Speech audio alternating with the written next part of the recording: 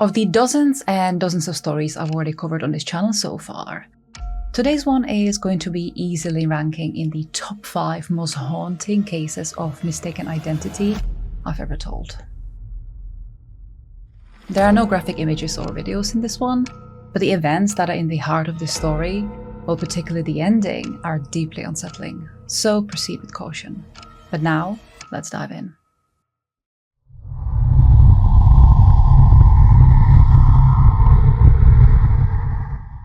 In the spring of 1981, a pair of deputies from the Pima County Sheriff's Department were called to a stretch of desert highway just outside of Tucson, Arizona. It was an early morning, that hour when the sun is still low and the desert air is really cool. And that's exactly when they spotted that thing that they had received a call about just a few moments ago. You see, a group of hunters who had been driving in the desert that morning called the police line to say that there was something very unusual lying there in the dirt just off the road. So the dispatcher forwarded on the message and a patrol car was quickly sent off. When the officers stopped the car by the side of that dirt road, they cautiously made their approach. They didn't know whether they could really trust what the hunters had allegedly seen there, but just in case, they decided to be extra careful, so that they wouldn't disturb any potential evidence that could be lying about. But then, as they neared the strange object on that dirt road, well, they immediately knew that that day was not going to be an ordinary one, because lying there near a fence line was a woman's body, and she was obviously deceased. The woman was young, maybe mid-20s, with long reddish-brown hair and a noticeable white spot on one of her front teeth. She was wearing jeans, white socks with pom-poms, brown suede shoes, and this very unique navy blue blouse with rough, puffy floral sleeves. But there was no identification, no purse, no vehicle, nothing really to explain who she was or how she really got there. The investigative team who arrived on the scene soon after would find ligature marks around her neck, suggesting that she had been strangled. Now, her body was severely beaten and in an advanced state of decomposition, which really made her face and eye color to be practically unrecognizable. And on top of that, the post-mortem also showed that she was essayed. Now, even though that the state of decomposition was pretty severe, she had been left out there in the open in the desert, the investigators still managed to leave her fingerprints and secure her dental records as well as her DNA. And after they were done with this, the team began canvassing the area to see if there's anything else that they might have missed, or it would help them to identify this woman. But apart from the woman's denim jacket that was found hanging off a brush nearby, they really didn't find anything else. Now, judging from the scratches on her face and the discarded jacket, they assumed that she must have been trying to run away from her killer through that thick brush. After the initial searches were done in the area, they moved back into the office, and so they immediately started checking all the missing persons report that had been sent in, also fingerprints and even dental records. But again, nothing really matched this woman. But you've got to remember that this was in the early 80s. And so there was no real DNA databases like we have today. There was also no internet and no centralized missing person system. And so unfortunately, with quickly hitting the dead end in this case, this woman became only known as the Pima County Jane Doe, and her case went cold almost immediately. And it would stay like this for a very long time. Now, for decades, all the investigators had was just this one photograph of her, and that was an image that was taken after her death to help identify her. And so her face became this haunting fixture on Arizona cold case boards. And every so often, someone would call in, saying that they thought they had recognized her, and this ranged from a runaway to a missing girlfriend and to a woman who disappeared from a nearby town. But none of those leads ever panned out. Now, as the years rolled on, the forensics technology was also advancing. And by the 2000s, investigators began exhuming Jane Does across the country in hope that they would extract more DNA. And so in 2006, the Pima County Medical Examiner's Office did just that for their Jane Doe. They sent samples to the national databases hoping that they would finally find a match. But to their surprise, nothing ever came back as positive. And at that stage, everyone that knew about the case were really getting impatient. It had been years since the body was discovered. But even now, with all of these technological advances at their fingertips, for some reason, it seemed like her case just kept resisting closure. But then in 2012, a cold case detective in Tucson decided to take another look. Now he was going through all of these old evidence boxes when he came upon this one particular image that must have been taken around the time when she had been found dead. But this image wasn't taken post-mortem. Instead, this was a photo that had been discovered among one of her belongings. An image of a smiling young woman sitting down on a white ledge, holding a small bunch of flowers. Now, the investigators at the time naturally assumed that this woman must have been their victim, even though they couldn't really facially recognize her. And so it was really the only clue to her life before her death. So this detective decided to try another approach. He thought that maybe, just maybe, with facial recognition and social media available to him now, someone could finally identify her. So he released the photo publicly, and it quickly spread across the missing persons board nationwide. And then, thousands of miles away in New Hampshire, a family saw that photo and they froze. Then one of the family members walked over to their phone and called the police. After doing some more digging into this tip and finally obtaining the phone number that the police was looking for, the police had to make a call themselves. And after speaking to this person, they did agree to come into the station, and soon after that, the case that was resisting closure for such a long time, well, it finally got the break it so desperately needed.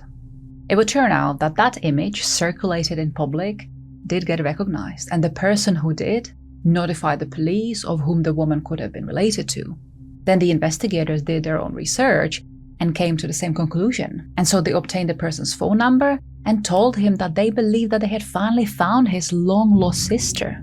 When the detectives got connected with his family, they requested their DNA samples, and when they obtained those, they were finally able to compare them to the remains of their Jane Doe. And finally, after 34 long years, they got a match. The Pima County Jane Doe was finally identified as Brenda Gerow.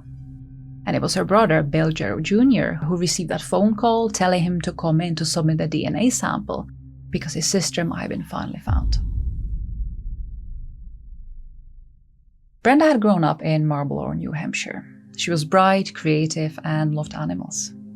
In her early 20s, she began dating this man named John Joseph Kalhauser, a bodybuilder who seemed charming at first, but friends and family quickly grew wary of him. He was controlling, jealous, and very possessive. And then in 1980, her family reported her missing, but with no clear location, no last address, and no clues. The case just went nowhere. But what they didn't realize at the time, that Kalhauser had actually a very violent history.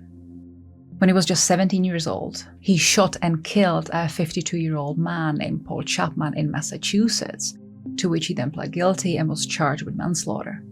Then in 1979, before he met Brenda, he had been involved in this attempted murder of his ex-girlfriend's new boyfriend, Michael Rank. He ended up avoiding the trial by running away, and then he relocated to Arizona and was living under a different name. And finally, in 1995, he was associated with another woman's mysterious disappearance. And this was his actual wife at the time, named Diane Van Reeth. Diane was last seen on August 10, 1995, when she left her house to drive to work in her minivan. Now, the car was actually later discovered abandoned just 2 days later after she went missing, with keys still inside of the ignition. While no record of foul play was ever discovered on the scene, Kalhauser's fingerprints were also discovered. Now, interestingly, at the time he was actually going under a different name, Don Stecchi, and he had actually been residing in Arizona under this name for many, many years. The authorities had no idea if Dan was actually ever aware of her husband's violent past, but at the time of the disappearance, she was in the process of divorcing him and seeking custody of their 2 young boys. Sadly, her remains were never found, and so the boys got adopted and raised by Diane's own cousin. And as for Kalhauser, well, this is where it gets all tangled up. Shortly after his wife's disappearance, he got extradited back to Massachusetts. And for the attempted 1979 murder, he was sentenced to 29 years in prison. In regards to Diane's disappearance, the authorities did classify her case as a probable homicide, and Kalhauser did plead no contest to this in 1999, and so was sentenced to additional 20 years in prison, where he remains to this day. But here is the twist. Remember when I was telling you about that photograph the investigators found and thought that that must have been Brenda? But the truth is that they had actually recovered it from Kalhauser himself when he was being arrested for Diane's murder. But he simply refused to say who that woman in the picture was, and so the investigators wouldn't find out until the image got released publicly in 2012, when Brenda's own brother came forward to identify her. But even with this newly found evidence and the link, when the investigators confronted Kalhauser in prison about Brenda, well, he just shrugged it all off and denied everything. He claimed that he just dropped her off somewhere and that he just never heard from her ever again. But evidence told a different story. Witnesses said that they actually seen that couple arguing shortly before Brenda disappeared.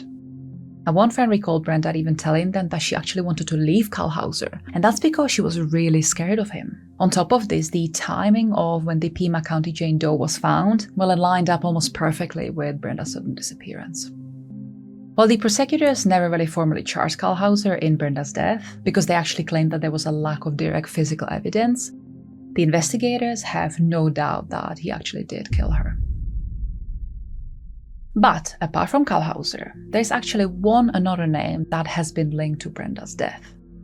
And that one is nobody else but the infamous Joseph James DeAngelo, aka the Golden State Killer. And this was very early speculation because of his movement down south after his criminal record began in the 1970s. And at the time, he was still identified, and so not really knowing who else could have been involved, before of course learning about Kalhauser's involvement. The investigators named the Golden State Killer as one of the possible suspects. In 2015, the Pima County Sheriff's Office held a press conference officially naming Brenda Gerow as the woman they had been trying to identify for more than 3 decades. And her family in New Hampshire finally got to bring her home. They ended up burying her next to her parents, who sadly had both died before ever even knowing what really happened to their daughter. Now, Brenda's case is still technically open, though authorities consider it solved in all but name. But all that remains is the quiet tragedy of a woman whose face became a mystery, and whose photo, the one that she probably took just weeks before she was killed, was the very clue that led her home. And even though Brenda's killer has not been officially named and brought to justice, at least she has gotten her own name back. Her story is also a really good example of the fact that nobody really stays forgotten forever. You know, technology changes, people change, and sometimes all it takes is that one person or one photograph to finally bring someone's names home again. And so, if you got something out of today's story, and you haven't done so already, then please subscribe and come and join the community. Because we talk about cases like Brenda's every single week. Until next time.